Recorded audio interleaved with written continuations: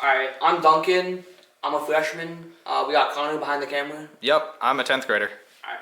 So our drivetrain is pretty simple. We have 3.25 wheels at 450. It's kind of standard. We have some triangle bracing, so we kind of just drilled out high strength axles. It's been super nice. We kind of cheaped out because we're cheap. So we have the wheels that are kind of beat up. We have 3 Omni, 1 traction, and that's been good. In the past, we've run all Omnis, but this game requires more torque. It's me now. So, in the back we have a Mogo clamp. Pretty standard, 2-piston. It has enough torque to, thank you. It has enough power to pull it up to the right angle. And this works pretty well with the intake. Release it.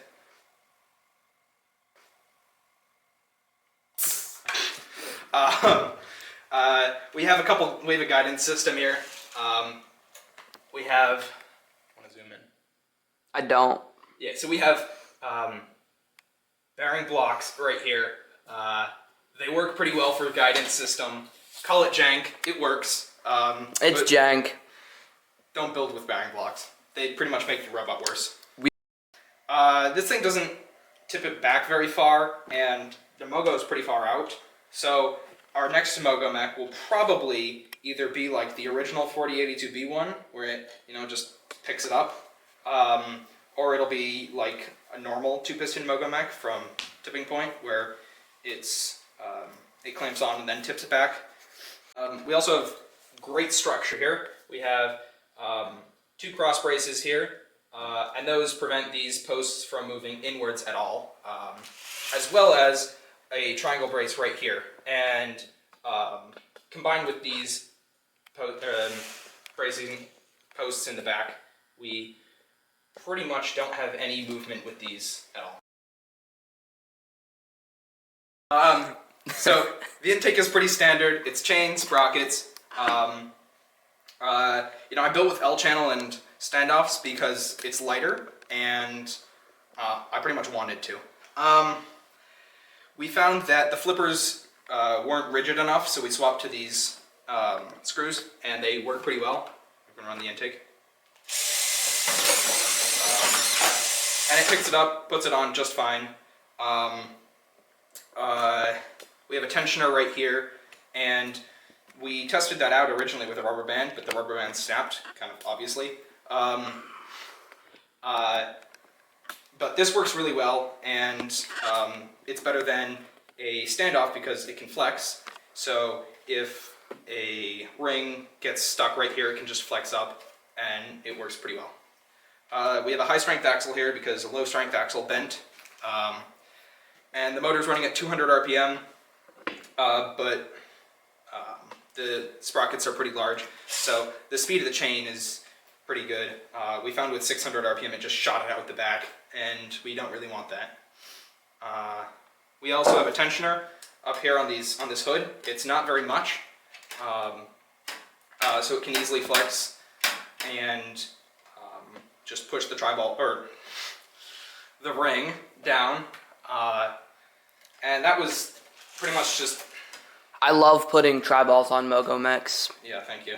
That was pretty much just a heat gun with Lexan and zip ties for joints because they work.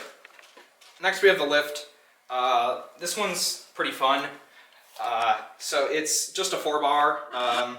The top powered bar is just a normal C-channel with a screw pivot point. But then when you lift it up, this thing is another standoff because they're so good for building. We love standoffs. Yeah. And we haven't really had any issues with these bending or anything, so, cheers. This motor is running 100 RPM. I keep meaning to put a 200 RPM insert in, but I haven't. Because it has way too much torque and not enough speed. Lazy. Radio mount here because, better connectivity. We also got wall riders in the back tactical, when they probably would be more useful in the front.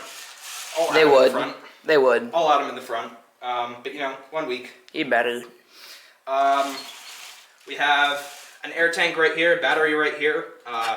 Now this one was completely the best decision you could ever make. Last minute. Yeah, I mean, they're really easy to access, so I think that's the major plus of these things. Definitely. We also wrap these in the field tape because I couldn't find any better looking tape. Also, we have 50 holes. Yeah, we have way too much of that stuff. Vex, stop sending that. Ain't nobody We need have too them. much of it. Because of how our lift is, we cannot hold a Mogo and stack on these, so we have to take this out. But it works pretty well for this. I mean, you just line up for this, and boink. Yeah, cheers. And again, you just drive away.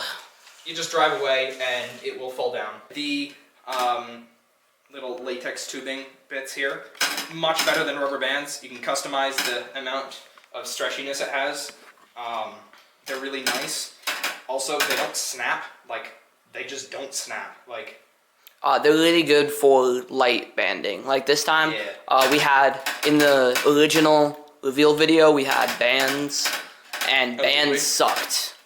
Oh, that's unfortunate. Which is why you didn't see as many takes of us putting them on the Mogos, because we couldn't do that too well, and now we can. Yeah. We're perfect, we're going to World, see you guys there. Standoffs are amazing. They're really rigid, definitely, and they're really light, so you should build with standoffs. I'd also like to say that shoulder screws are amazing. Duncan's not going to lift up the intake, but it's Probably okay. not. Right here we have perfect timing. Right here we have shoulder screws. They help make things much more rigid.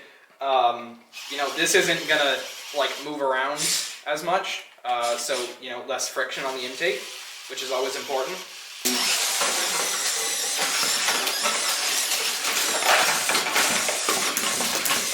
Okay, this is just Duncan's fault.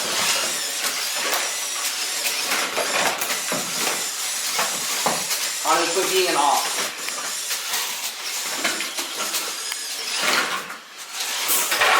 Yeah. I died. Yeah, of course it did.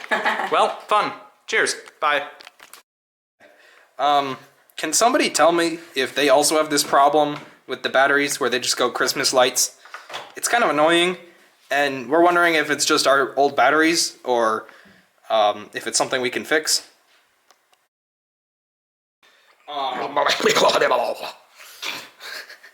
Okay, so have it start off on its ass, okay. Oh, you'll be under your bed at night if you use bearing blocks to build. Okay, I'm definitely cutting that. Nah. Okay, And we're live. alright, are we going? We have been. Okay, great. He's contemplating life. Yep, that's definitely it. I'm going to unalive Connor in the back of his trunk. I'd also like to say that Duncan is a terrible driver. Case in point. Alright.